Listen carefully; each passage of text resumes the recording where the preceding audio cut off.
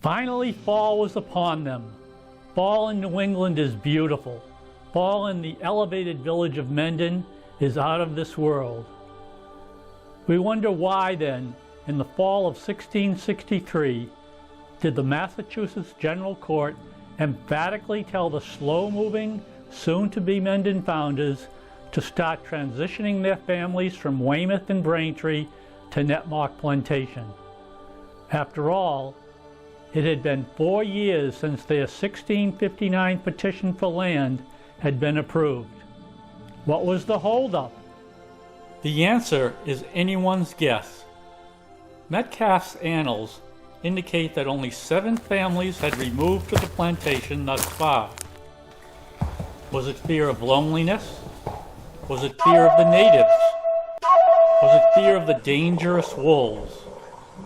Or was it the fact that organizing so many families to finally pull the trigger on their life-changing move was very difficult? It was probably a combination of all of the above. These little New England settlements turn into bustling towns. New settlers, laborers, and craftsmen pour in from Europe to the new land, where there is work for all willing hands. Many New Englanders work in the shipping industry, which grows as the towns turn into ports.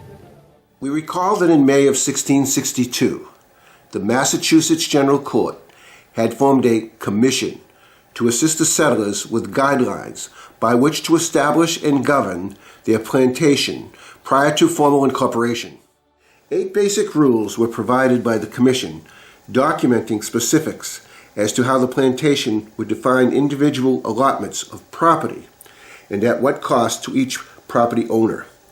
Stipulations on how they would govern themselves using a representative style were provided, and conditions to require a settled minister so as to service their religious needs were articulated. We will focus on some of these rules a bit later. But first, let's step back a few years and recap how Massachusetts Bay Colony was progressing during the years prior to the Mendon Purchase. The colony was rapidly developing inland. A population explosion and the resulting geographic congestion on the seacoast being the primary cause.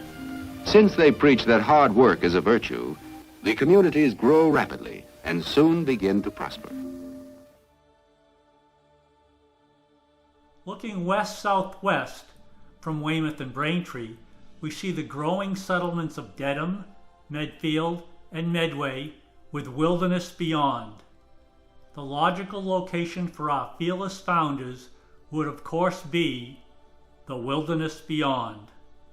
But the first of Dedham's settlers arrived in 1635 and incorporated her plantation in 1636. As you know, that's 31 years before Mendon's incorporation.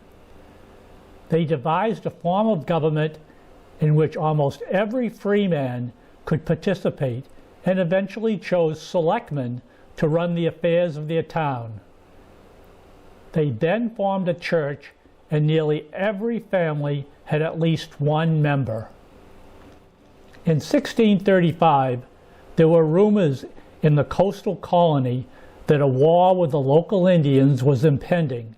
With the influx of English people in the 1630s, Puritan New England ceases to be weak and vulnerable and now becomes a power in the region. As they look further west, they see another major power. The English identify the Pequot as an obstacle to their expansion.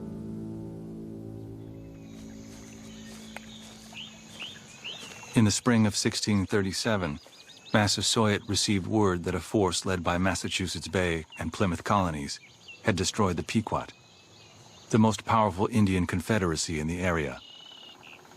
In the final battle, English soldiers, to the horror of their Indian allies, had burned an undefended village, killing hundreds.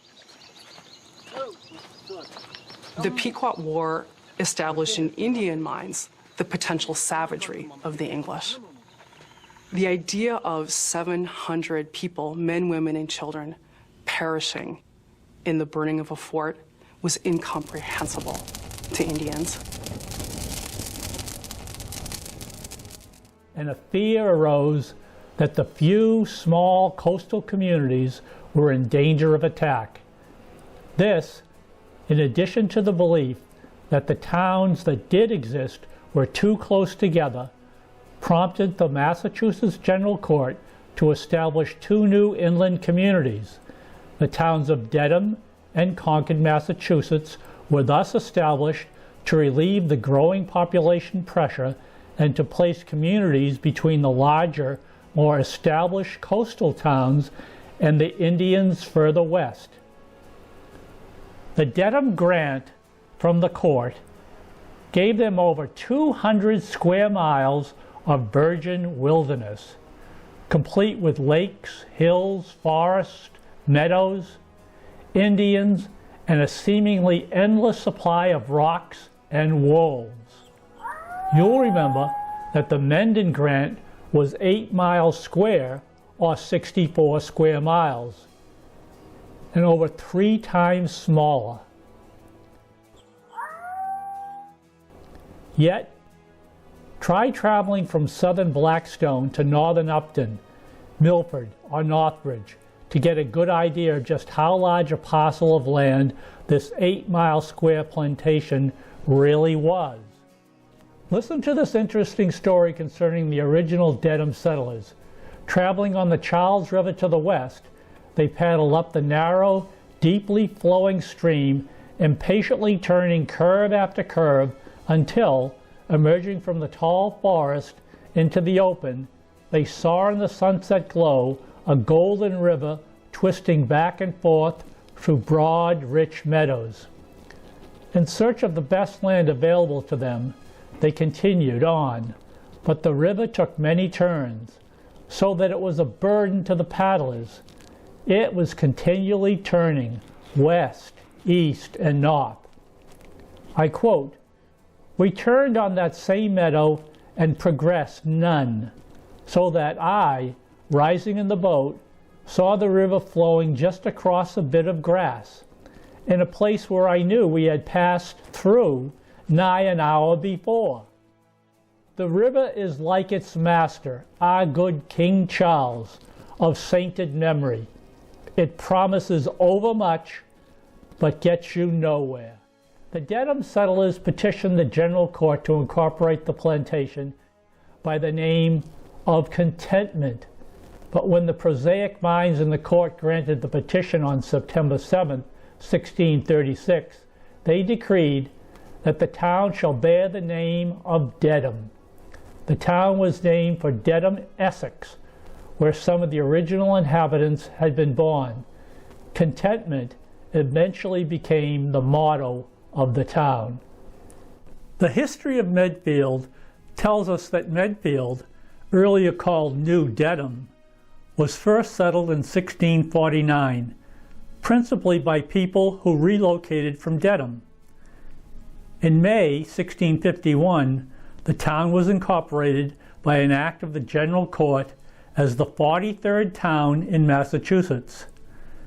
Medfield's incorporation was only 16 years prior to Mendon. Looking at a map, you'll see the slow progression of settlements away from the coast and towards the west, ultimately Mendon. The Reverend Ralph Wheelock is credited with the founding of Medfield. He was the first schoolmaster of the town's school, established in 1655. The land was perfect for farming because of the Indian custom of burning the fields each November to provide grazing for wild game. Medfield's initial area was first known as Dedham Village. As in the future town of Mendon, education was very important from the start of the Medfield settlement. In 1655, the settlers voted 15 pounds to establish a school for the education of the children. Ralph Wheelock became the first schoolmaster in the schoolhouse. Remember Eliza Wheelock from episode 1 of our mini-series as one of Mendon's early settlers who killed wolves for bounty? Eliza was one of Ralph's sons. He, along with his brother Benjamin, would later remove to Mendon. Eliza would eventually move back to Medfield around 1698. Over the course of many generations, Benjamin's descendants thrived in Mendon and in the nearby towns that spun off from Mendon. Wheelocks were amongst the earliest to get into the woolen business, which thrived in the Blackstone Valley during the 1800s. Many of us are familiar with the Wheelock Woolen Mill and Wheelockville, Uxbridge, landmarks that we will discuss in a later episode. Medway was the next town in a westerly-looking direction. Medway was settled in 1657, only 6 years before the Squinchapawk plantation, but she would not incorporate until 1713, some 46 years after Mendon. Remember the Nipmuc Great Pond Commission and the 8 rules? One of those rules was for the town to select a group of esteemed local inhabitants, say 5 to 7 of them, to be given the power of accepting new settlers as well as the fair and proper distribution of lots. Clearly, this group of select men is an early form of representative government that would essentially become a principle in the United States Constitution some 127 years later.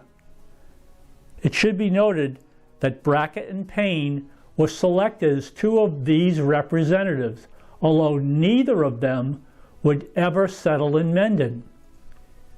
Another rule was interesting. It deals with the distribution of land. Land was to be dispersed to the settling families in the following manner. 100 pounds sterling would purchase 150 acres, 30 acres for a house lot, 10 for meadow, 5 of swamp, and 105 for the great lot. Estates more or less than 100 pounds were to be divided in that proportion. Allow me to convert the cost of land from the Mendon land purchase into today's money. 1 pound in the year 1660 compares to approximately $2,750 today.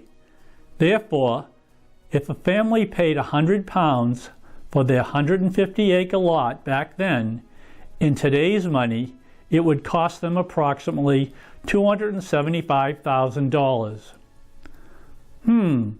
150 acres for $275K. Not a bad deal. Here's an interesting tidbit. Remember how we discussed the Charles River when learning about early Dedham? Well, did you know that the Charles River flowed within the boundaries of original Mendon? The headwaters of the Charles trickles out of Echo Lake in Hopkinton, flowing through Milford, then Mendon, and onward through Dedham to Boston. Here's a cute story. If you stand at the lights at Route 140 and its intersection with Hartford Avenue East, facing east, you can roll a ping pong ball towards Bellingham. It will go downhill and soon roll into the Charles River, right about where the unpainted and rusty Mendon-Bellingham sign is located, eventually ending up in Boston Harbor. Then by simply turning around and facing west at that same intersection, you can roll another ping pong ball westward on Hartford Avenue East towards the Hopedale Airport. It soon ends up in the Mill River, eventually flowing into the Blackstone River, then over the falls at Pawtucket into the Seekonk River, and finally ending up in Narragansett Bay. So you can see that this spot in Mendon acts like a geographic divide. Who knew? As we discussed in episode 1, our founders had to cross the Charles River in Medfield, and once again in their new plantation. Less than a half mile west of that crossover, they reached yet another water obstacle, the Mill River, a point of interest you will soon learn more about.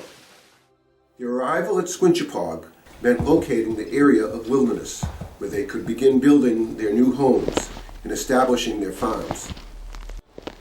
It must have been a special experience to see the process of crafting their homes out of the resources.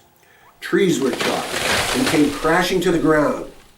Land was cleared.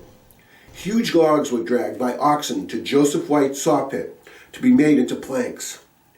The smell of smoke filled the air as piles of brush were burned.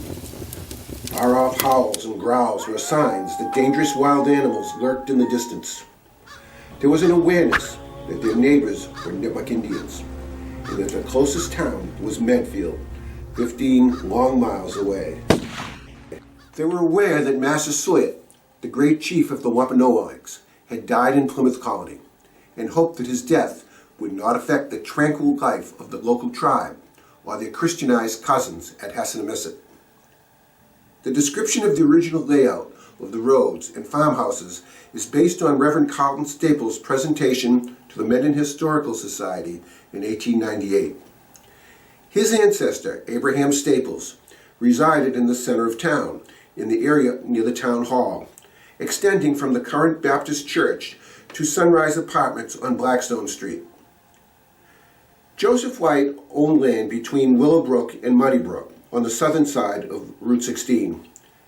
His house was located at the site of the current 10 Hastings Street, across the street from Mendon Greenhouse. The original well is still there.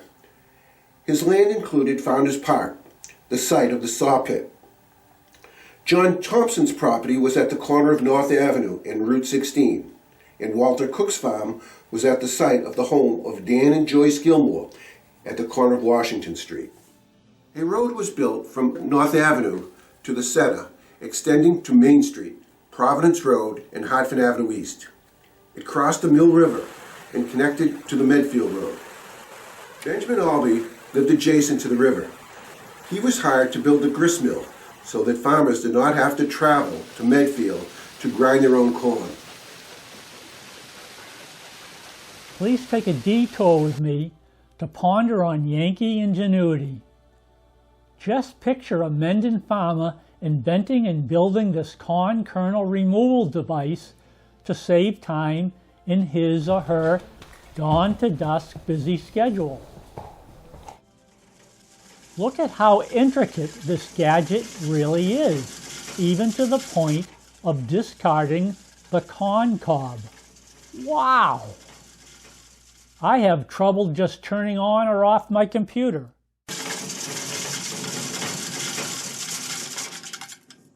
Ejects the corn cob.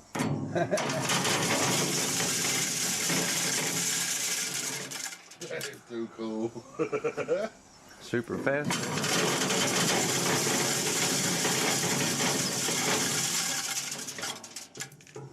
Just kick.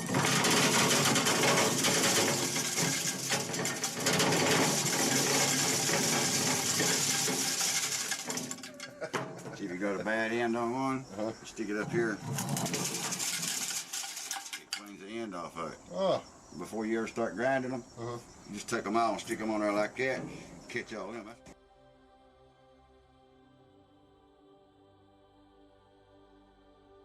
It is interesting to note that Upper North Avenue was land owned by Moses Payne and Peter Brackett, the signers of the Indian deed.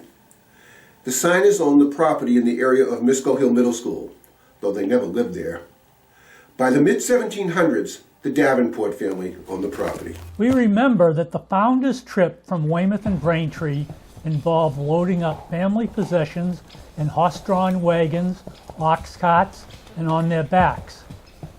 They directed their farm animals ahead of them. They traveled on narrow Indian paths. Some of the founders were certainly riding or trailing horses. Horses were of service to the colonists in many ways, serving to some extent for drafts. But horses were found less serviceable than oxen for plowing and other heavy work.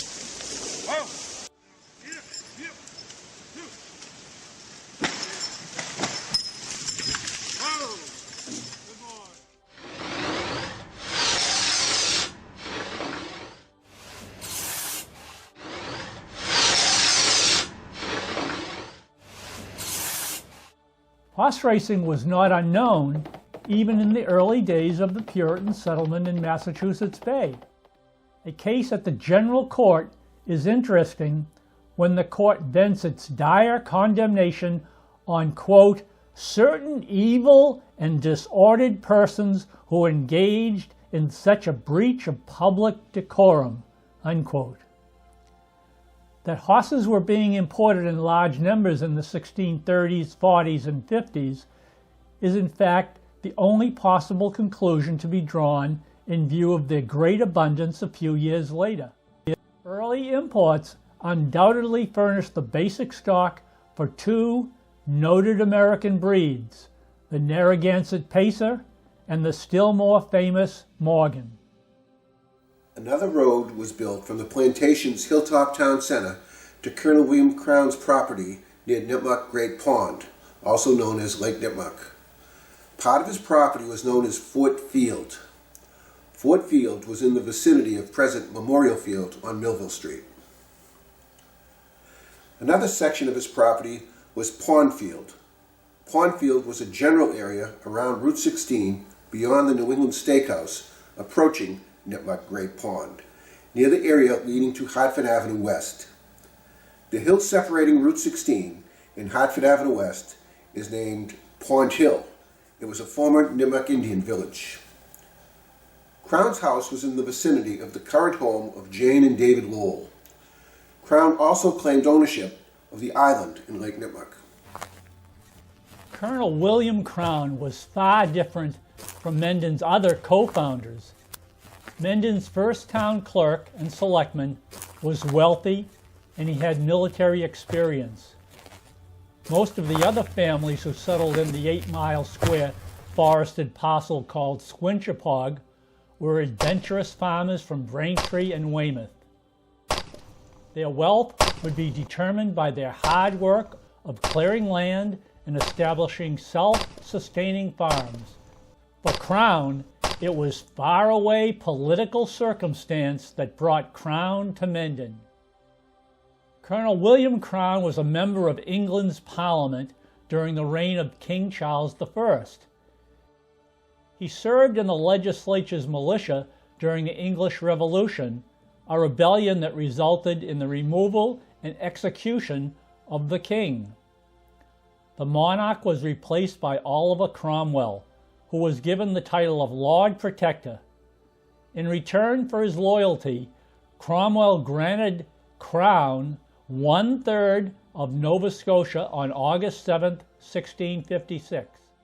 The happy new Acadian landowner sailed to North America in 1660 and planned his optimistic future of newly acquired land wealth. A turn of events brought an abrupt end to his plans. Cromwell was removed from power, and Charles II became the new King of England. The monarchy was restored, not good news for Colonel Crown. The new king gave Nova Scotia to France in the Treaty of Breda, completely negating the gift from Cromwell. By 1667, the opportunist became aware that a new settlement was being carved out of the wilderness at Netmark Plantation and was to be incorporated as a town called Mendon. As a new chance for land ownership, he joined the group of founders and became the first town clerk and a member of the first Board of Selectmen. He was granted parcels at Pond Field and Fort Field, land surrounding Nipmuc Pond. By 1673, Colonel Crown's popularity had greatly diminished, and his services to the town ended. He continued to live in Mendon for another year, but he moved out of town before the first attack of the King Philip War in July of 1675. By 1680, the town was eventually resettled. The new owners of Crown's land were Robert and Sarah Taft. Colonel Crown's residency in Mendon was 7 years, 3 years longer than his short-lived ownership of Nova Scotia. He died penniless in Boston in 1682, never overcoming his belief that he was an unjust victim of Charles II. His roles in earlier life as a member of Parliament, an English revolutionary, and a crony of the Lord Protector never prepared him for the rigors and the hardships of life in colonial Mendon. The Society of the New Frontier was based on Puritan theology, town meeting style government, and a dedication to a dawn to dusk agricultural way of life. He simply just didn't fit in. By 1679, Crown was living in Boston, where he died on 24 December 1682. Reading in his will, "I leave to my son Henry the money of which the town of Mendham owes me, which is near 40 pounds. Was that ever paid? Why did Colonel Crown refer to Mendon in his will as Mendham, M-E-N-D-H-A-M? This might be a good time to explain how Mendon got its name. John Metcalf explains the naming of the town in this way. He conjectures, I quote, "Did the General Court, in the act of incorporating, change the orthography of Mendham to Mendon?"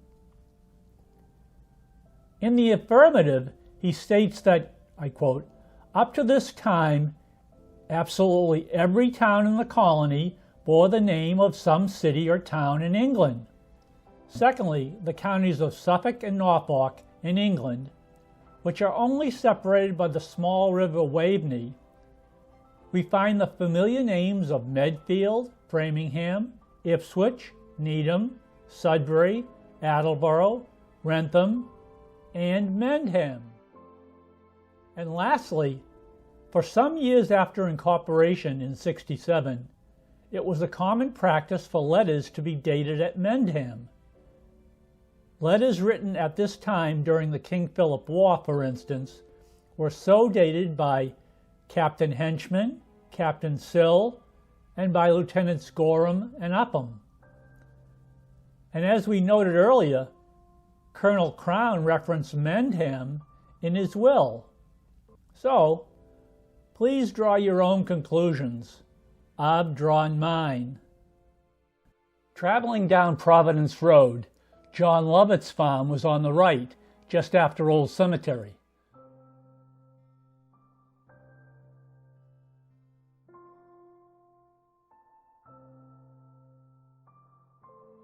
On the left was the property of George Aldridge, a Quaker. Further down Providence Road was the property of Ferdinando Thayer. Ferdinando Thayer was born in England in 1625 and moved to Braintree with his parents and brothers. Their farm was on Providence Road, generally across from our current senior center. Ferdinando apparently was tall, athletic, and very strong. Mendon historian Anna Pond wrote of two incidents with the neighboring Nipmucks. One of the natives challenged him to a wrestling match. He said that he was too busy because he was building a fence. He asked the challenger to help him lift some heavy logs onto a pile. After observing Ferdinando's great strength, the native decided that maybe his suggestion of a wrestling match was not such a great idea. A second Nipmuc made a similar challenge. Again, Ferdinando declined, saying that he had too much work to do. The young Nipmuc stepped between him and the pile of logs, baiting him. Without too much effort, Thayer threw the heavy log onto the pile and followed that by throwing the aggressive Nipmuc over the log pile. So much for Nipmuc Plantation's first Olympic event. Thayer served several terms as a selectman from 1667 through 1675, and again later in the 1680s. He also served as highway surveyor. The next property, located near the corner of Providence Road and Hartford Avenue East, was owned by Matthias Puffer. Following the Puffer property on Hartford Avenue East, traveling east, was the farm of John Rockwood, which abutted Benjamin Alby's property near the Mill River, starting where Neck Hill Road connects with Hartford Avenue East. Soon we'll hear more about the Puffer and Rockwood families. So sad. Emerson Street was known as Back Lane, and Washington Street was called Birch Alley. John Harbour, John Woodland, and the elderly John Deacon Moore were residents in those locations. Deacon Moore was also called Old Father Moore, having moved from Medfield in his 80s. Birch Alley extended beyond Northbridge Road through the current John Fino property, running parallel with North Avenue up to the area of Misco Road. The amount of work accomplished in only 4 years by so few families is most commendable. They used axes, shovels, and crude plows to clear roads for travel and fields for farming. There were no trucks, bulldozers, chainsaws, or front-end loaders. The founders worked from dawn to dusk, tilling the soil, raising their families, making their own clothing, tending to their farm animals, building stone walls, praying to their God, and working with the general court and making preparations to become a full-fledged town. On May 15, 1667, Nipmuc Plantation became incorporated by the general court as a new town. It was named Mendon after the town of Mendon in County Suffolk, England.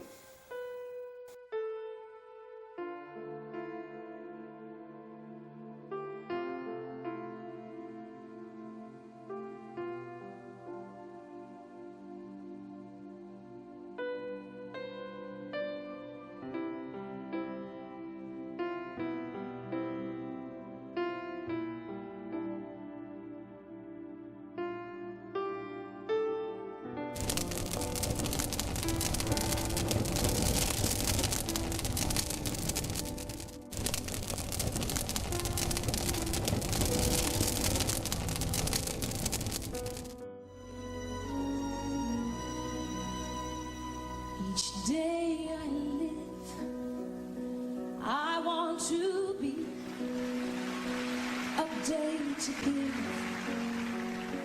the best of me. I'm only one, but not alone. My finest day is yet unknown. I broke my heart for every gain to taste the sweet. Oh, I face the pain. I rise and fall, yet through it all, this much remains.